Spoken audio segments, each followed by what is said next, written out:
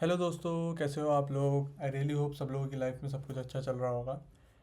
आज हम जो डिज़ाइन पैटर्न डिस्कस करने जा रहे हैं उसका नाम है पब्लिशर सब्सक्राइबर डिज़ाइन पैटर्न। और डायरेक्टली कोड में जाने से पहले एक रियल लाइफ एनालॉजी से इसको समझने की कोशिश करते हैं। तो ये मेरे स्कूल टाइम की स्टोरी है।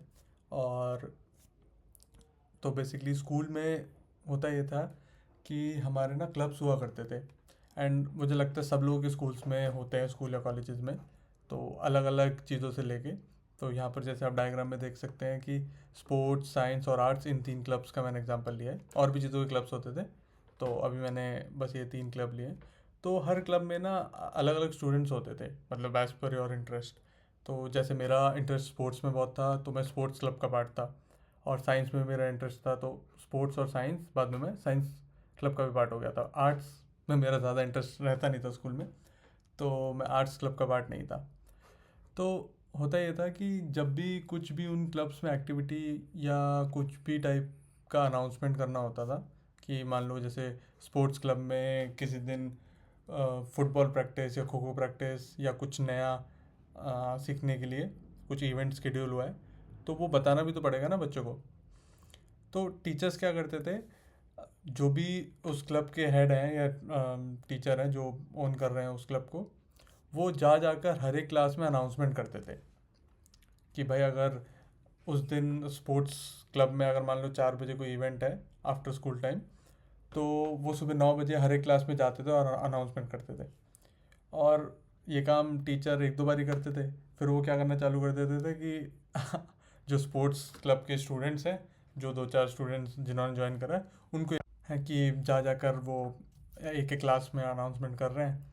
और उससे अब इस वाले जो, मतलब ये जो मॉडल आप समझिए, इस मॉडल में प्रॉब्लम ये थी कि अब मान लो कोई एक क्लास में मान लो 100 स्टूडेंट है, और 100 में से लेट से 20 स्टूडेंट स्पोर्ट्स क्लब के पार्ट हैं, 20 स्टूडेंट साइंस के हैं और 20 स्टूडेंट आर्ट्स क्लब के हैं। और बच्चे कुछ 40 स्टूडेंट किसी क्लब के भी नहीं हैं, क्योंकि ऐसे भी स्टूडेंट्स होते थे ना जो कोई क्लब का पार्ट नहीं होते थे।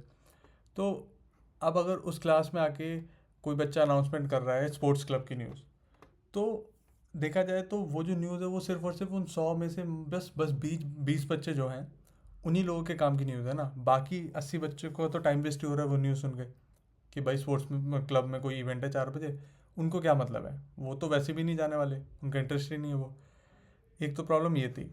और दूसरी प्रॉब्लम ये थी कि टाइम बहुत लगता था। अब अगर इतनी सारी क्लासेस है, हर एक क्लास में जा जाके आपको अनाउंसमेंट करना है, तो मतलब 2 3 घंटे आराम से चले जाते थे हर एक क्लास में जाके अनाउंसमेंट करने के लिए। क्योंकि एक एक क्लास में इतने सारे सेक्शंस होते हैं, हर सेक्शन में जा जाके बच्चा अनाउंस कर रहा है, तो वो और अननेसेसरी स्टूडेंट का भी टाइम वेस्ट ही होता था जो अनाउंसमेंट कर रहा है। तो ये दो प्रॉब्लम थी। तो फिर हमारे स्कूल एडमिनिस्ट्रेटर ने क्या सॉल्यूशन निकाला इस चीज़ का। उन्होंने बोला इस प्रोसेस को थोड़ा अच्छे से ऑप्टिमाइज़ करते हैं।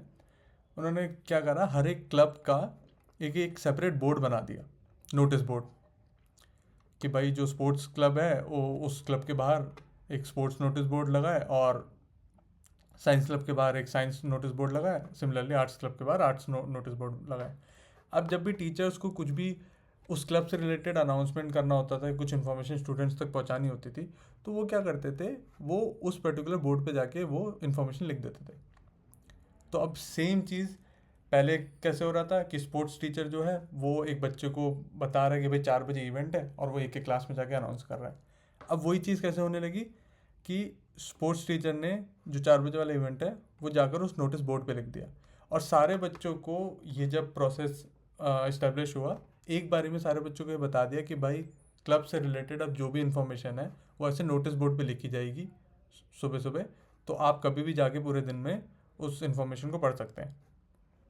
तो अब जब ये इवेंट, जो इवेंट वाली इन्फॉर्मेशन है 4 बजे वाली, तो जैसे 4 o'clock there is kho kho practice, let's say,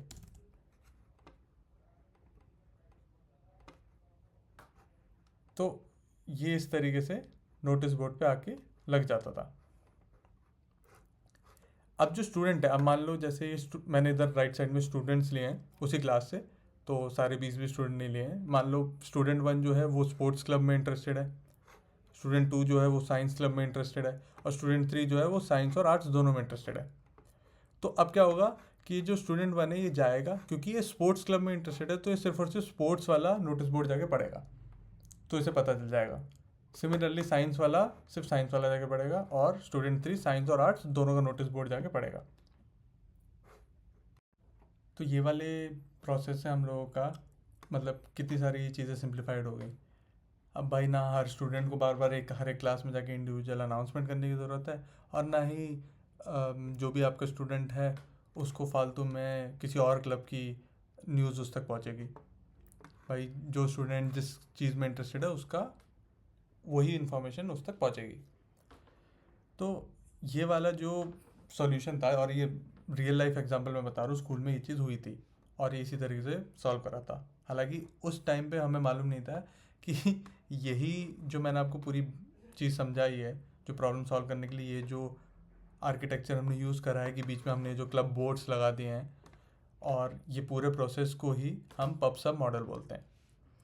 अब मैं आपको समझाता हूँ यहाँ पर टेक्निकल टर्म्स में जो वर्ड्स हैं, कि पब्लिशर क्या है और सब्सक्राइबर क्या है। वो जिन लोगों को थोड़ा बहुत आइडिया उन्हें समझ में आ गया होगा, बाकी मैं आपको बताता हूँ कि भाई आप देखो मोटा मोटी यहाँ पर टोटल 3 एंटिटी हैं। एंटिटी बोले तो कि 3 चीज़ें हैं। एक तो है, एक तरफ हमारे टीचर्स, और एक तरफ है हम लोगों के स्टूडेंट्स, और एक तरफ है हमारा यहाँ पर ये क्लब बोर्ड। तो हम इस पूरे आर्किटेक्चर को 3 एंटिटीज़ में बाइफरकेट कर सकते हैं। तो ये जो लेफ्ट वाला पार्ट है, जो टीचर्स हैं, इन लोगों को बोलते हैं पब्लिशर। अब पब्लिशर इसलिए बोलते हैं क्योंकि ये मैसेज को पब्लिश कर रहे हैं। ये जो नोटिफिकेशन है, जो भी क्लब में जो भी कुछ भी चीज़ें हो रही हैं, वो नोटिफाई करने के लिए वो मैसेज ही पब्लिश कर रहे हैं ना। अब इस आर्किटेक्चर में जैसे स्पोर्ट्स टीचर ने आके यहाँ पर ये स्पोर्ट्स बोर्ड पर उसने मैसेज लिख दिया, तो इसका काम है कि बस पब्लिश कर दिया इन्होंने, बस वो मैसेज जाके लिख दिया, इसके आगे इनका काम ख़त्म। जबकि इस आर्किटेक्चर के बिना प्रॉब्लम क्या आती कि उन्हें ये मेक श्योर करना था कि ये मैसेज सारे स्टूडेंट तक भी पहुँचे, लेकिन अब उन्हें ये मेक श्योर करने की ज़रूरत नहीं है। वो कौन मेक श्योर करेगा? वो ये क्लब बोर्ड मेक श्योर करेगा, और वो प्रोसेस मेक श्योर करेगा कि हर स्टूडेंट को बता दिया है, वो जाकर देख सकता है जो भी उनका इंटरेस्ट का टॉपिक है। तो ये लेफ्ट साइड वाले हो गए हमारे पब्लिशर, क्योंकि ये मैसेज पब्लिश करते हैं। कहाँ मैसेज पब्लिश करते हैं? ये यहाँ पर क्लब बोर्ड्स में मैसेज पब्लिश करते हैं। तो ये जो हर एक बोर्ड है ना, इनको हम टॉपिक के नाम से बोल सकते हैं, क्योंकि टॉपिक्स ही है ना। स्पोर्ट्स के टीचर स्पोर्ट्स टॉपिक पे जाके पब्लिश करेगा मैसेज, साइंस का साइंस में जाके करेगा। तो ये जो चीज़ें हैं वो टॉपिक्स हैं। तो पबसब मॉडल में क्या होता है कि जो पब्लिशर्स होते हैं वो जाकर पर्टिकुलर टॉपिक में मैसेज को पब्लिश करते हैं, और लेफ्ट साइड में जो हमारे ये स्टूडेंट्स हैं इनको बोलते हैं हम सब्सक्राइबर्स। क्यों बोलते हैं इन्हें सब्सक्राइबर्स? क्योंकि ये इन टॉपिक्स को सब्सक्राइब करेंगे। सब्सक्राइब से मतलब ये है कि भाई स्टूडेंट 1 का अगर इंटरेस्ट स्पोर्ट्स पर है तो वो इस टॉपिक को सब्सक्राइब कर लेगा, यानी वो अपने माइंड में ये बात फीड कर लेगा कि मुझे जाके स्पोर्ट्स बोर्ड ही पढ़ना है, मुझे साइंस और आर्ट्स बोर्ड नहीं पढ़ना। तो वो जाएगा, वो देखेगा कि स्पोर्ट्स बोर्ड में कुछ अगर नया अपडेट आया वो पढ़ लेगा, नहीं आया तो कोई बात नहीं। तो राइट साइड में जो भी हमारे स्टूडेंट्स हैं वो टॉपिक्स को सब्सक्राइब कर सकते हैं, और एक स्टूडेंट मल्टीपल टॉपिक्स को भी सब्सक्राइब कर सकता है। जैसे यहाँ पे आप देख सकते हैं कि स्टूडेंट 3 जो है वो साइंस और आर्ट्स दोनों में इंटरेस्टेड है, तो वो जाता था, वो साइंस वाला बोर्ड भी पढ़ता था, आर्ट्स वाला भी पढ़ता था, वो स्पोर्ट्स का बोर्ड नहीं पढ़ता था। तो अगर मैंने इन चीज़ों को मैं यहाँ पे अगर नीचे लिखूँ, तो हमारे टीचर्स जो हो गए वो पब्लिशर्स हो गए, स्टूडेंट्स हो गए सब्सक्राइबर्स, और जो ईच क्लब है जो नोटिस बोर्ड पे उनको बोलते हैं टॉपिक्स। तो हमारे पबसब मॉडल में यही 3 चीज़ें होती हैं। पब्लिशर्स पब्लिश करते हैं मैसेज टॉपिक्स में, और सब्सक्राइबर उन टॉपिक्स से जो भी इंटरेस्टेड उनके टॉपिक्स हैं, यानी जो सब्सक्राइब टॉपिक्स हैं, को कंज्यूम करते हैं। तो teachers writing message on board. अब यहाँ पे आप इवेंट देखिए कि क्या क्या होगा, कि टीचर उस बोर्ड पे जाकर मैसेज को पब्लिश करेगा, तो इसको हम यहाँ पर राइट साइड में हम एक इवेंट्स की तरह हम लिख सकते हैं। क्योंकि हम जब अभी इसको कोड करने की कोशिश करेंगे, तो कोड में मैंने आपको बताया डिज़ाइन करते वक्त सबसे पहले हम कोशिश करते हैं कि कॉन्ट्रैक्ट बनाते हैं। कॉन्ट्रैक्ट में हम बेसिकली ये लिखने की कोशिश करते हैं कि हमें करने क्या क्या चीज़ें हैं, एक एब्स्ट्रैक्ट। जिनको हम एब्स्ट्रैक्ट मेथड्स भी बोलते हैं, कि हाँ पब्लिशर होंगे कुछ कुछ, और वो पब्लिशर क्या करेंगे, पब्लिश करेंगे मैसेज। कहाँ मैसेज पब्लिश करेंगे, किसी पर्टिकुलर टॉपिक में। तो जो एक जेनरिक इवेंट्स है वो हम देख रहे हैं। हमें नहीं पता कौन कौन से पब्लिशर हो सकता है, टीचर तो कोई भी टीचर हो सकता है ना, बट हर टीचर पब्लिश तो कर ही रहा है मैसेज किसी ना किसी टॉपिक में। तो जो जेनरिक इवेंट्स हैं वो मैंने यहाँ पे लिख दिए हैं कि टीचर्स जो हैं वो पब्लिश करेंगे मैसेज को। सब्सक्राइबर क्या क्या कर सकते हैं, सब्सक्राइबर टॉपिक को सब्सक्राइब कर सकते हैं और अनसब्सक्राइब भी कर सकते हैं। अनसब्सक्राइब क्यों कर सकते हैं, मान लो ये जो स्टूडेंट 3 है वो आज साइंस और आर्ट्स दोनों में इंटरेस्टेड हो, दोनों क्लब का पार्ट हो, बट आगे चल के उसको हो कि नहीं यार मेरे को आर्ट्स में इतना मज़ा नहीं आ रहा, मैं साइंस क्लब का ही पार्ट रहूँगा।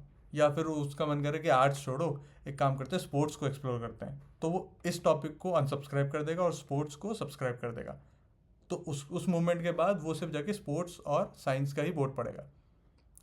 तो इसलिए हमारे सब्सक्राइबर के पास दो फंक्शनैलिटी होंगी, एक सब्सक्राइब करने की और अनसब्सक्राइब करने की टॉपिक को। और फिर तीसरी चीज़ होगी कि सब्सक्राइबर जो होंगे उनके पास वो मैसेज अपडेट होगा। तो यहाँ पर प्रैक्टिकली यहाँ पर हम लोग क्या करते थे कि स्टूडेंट्स जाकर बोर्ड को चेक करते थे।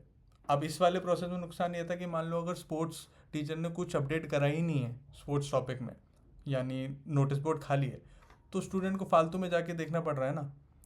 तो व्हाट इफ अगर हम इसको इस तरीके से बनाएं कि भाई जब स्पोर्ट्स टीचर कुछ स्पोर्ट्स टॉपिक में डाले मैसेज तो स्टूडेंट नोटिफाई हो जाए, यानी उन्हें पता चल जाए कि कुछ तो आया है स्पोर्ट्स बोर्ड में, और फिर वो जाके देखें। अगर ऐसा कुछ प्रोसेस होता, स्कूल टाइम में नहीं था, बट आज की डेट में आई एम प्रीटी श्योर कि यही काम डिजिटली हो रहा होगा, जहाँ पर ये क्लब बोर्ड्स जो हैं वो व्हाट्सएप ग्रुप से रिप्लेस हो गए होंगे एक टाइप से।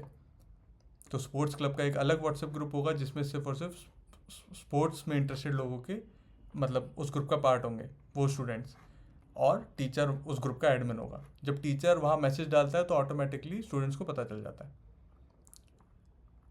तो डिजिटली हम ये जो प्रोसेस है इसको प्रोसेस को बोलते हैं पुश मैकेनिज्म, क्योंकि यहाँ पर जब टॉपिक में मैसेज आ रहा है तो हम जो सब्सक्राइबर्स हैं उन्हें पुश कर रहे हैं, उन्हें नोटिफाई कर रहे हैं कि भाई ये मैसेज आया है। बट जो स्कूल टाइम में हो रहा था, क्योंकि तब वहाँ पर जो ये क्लब बोर्ड थे इनके पास कोई मैकेनिज्म नहीं था स्टूडेंट्स को डायरेक्टली बताने का कि भाई टीचर ने आके लिख दिया है। क्योंकि अगर आप सोचिए कि टीचर यहाँ मैसेज लिखने के बाद जाके सारे स्टूडेंट्स को बताएगा तो बात तो एक ही होगी ना, टीचर के लिए काम बढ़ गया। तो पब्लिशर के पास नहीं वो फंक्शनैलिटी होनी चाहिए, कि उसकी रिस्पॉन्सिबिलिटी नहीं होनी चाहिए कि वो जाके स्टूडेंट्स को बता रहा है कि मैंने मैसेज लिख दिया। ये टॉपिक की रिस्पॉन्सिबिलिटी होनी चाहिए कि अगर उस टॉपिक में कुछ नया आया है तो वो ऑटोमेटिकली नोटिफाई करे जो भी स्टूडेंट्स हैं जिन्होंने उस टॉपिक को सब्सक्राइब कर रखा है कि भाई कुछ आ गया है। तो जो तीसरा हमारा इवेंट रहेगा वो subscribers will be updated once new message is publish to the subscribe topic. तो अब इस एनालॉजी से आप होपफुली समझ गए होंगे कि पब्लिशर सब्सक्राइबर मॉडल क्या होता है, प्लस उसके फ़ायदे क्या होते हैं और हमें कहाँ कहाँ यूज़ करना चाहिए। बाकी इसके प्रैक्टिकल यूज़ केस बहुत सारे हैं। जब मैं बोलता हूँ कि प्लीज़ सब्सक्राइब माई चैनल, तो वो भी एक टाइप से पब्सब मॉडल ही है कि आप मेरा चैनल सब्सक्राइब करते हो, यहाँ पे टॉपिक की जगह मेरा चैनल एज अ टॉपिक है। तो आप मेरा चैनल जब सब्सक्राइब करते हो और अगर मैं कोई नई वीडियो पब्लिश करता हूँ अपने चैनल पे तो ऑटोमेटिकली आपके पास नोटिफिकेशन आ जाता है। इसलिए ही वो वर्ड यूज़ होता है सब्सक्राइबर, कि सब्सक्राइब द चैनल। बाकी अगर आपको पूरी वीडियो समझ में आई हो तो प्लीज़ सब्सक्राइब द चैनल। और अब इस चीज़ को हम कोड में कैसे इम्प्लीमेंट करेंगे वो मैं इसके नेक्स्ट वीडियो में दिखाऊंगा। अभी के लिए आपको अगर कंसेप्चुअली कुछ भी डाउट हो पब्सब मॉडल में, डिज़ाइन पैटर्न में, तो आप प्लीज़ कमेंट करिए। और बाकी नेक्स्ट वीडियो में हम देखते हैं कि इसको हम कोड में कैसे इम्प्लीमेंट करते हैं।